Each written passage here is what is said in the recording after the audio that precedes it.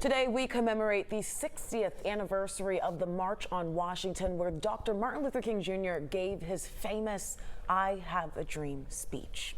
However, a new study is showing that young people don't know much about King's iconic moment here. Teresa Bowles asked some students at North Atlanta High School about the speech.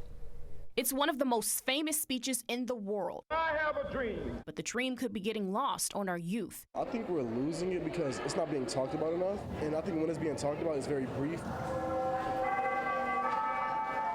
North Atlanta High School's AP African Studies class is breaking down what Dr. Martin Luther King Jr.'s speech means to them on the 60th anniversary of the March on Washington. I think about community, I think about equality, how people of color are being discriminated horrifically to this day. But Jude Hamilton says his classroom can only hold so many students, and for 18-year-olds not in his class, the impact of King's speech is perhaps fading. A Pew Research Center survey released this month shows people 65 and up know the most about the "I Have a Dream" speech, and then the percentage continues to decline with each subsequent age group and generation. It's kind of like saddening to see that my kids or their kids after might not have that same attachment to "I Have a Dream" and just civil rights in general. The results showed knowledge seems to vary by race, with Black people feeling the most confident. Senior Lydia Duke says she was immersed in Black history at an early age. My grandmother was impacted by this speech and the Civil Rights Act and just everything after that, and it's literally one of the reasons why I'm allowed to go to a school like this. So the pressure is on the grandchildren, like Junior Nigel Davis, to continue to pass down what they've learned about the speech. Inform kids when they're early. They might hear something from certain people.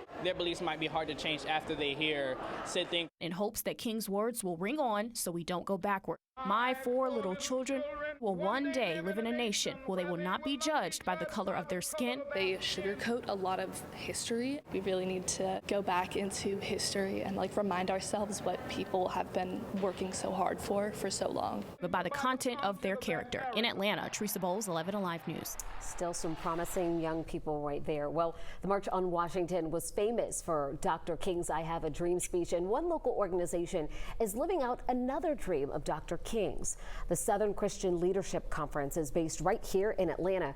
Dr. King, Reverend Ralph David Abernathy, and Joseph Lowry, among others, founded the civil rights organization in 1957. The SCLC formed a few of the 600 people who went to Israel this summer. Their goal, to realize Dr. King's dream to take African Americans to Israel and build relationships with the Jewish people. Cathelean Steele took part in the trip. She says the 6-day war in Israel and Dr. King's assassination prevented that dream from happening. He didn't seek color per se. He saw what was happening to a people, but had nothing to do with the color of the skin with him. He believed in equality for all.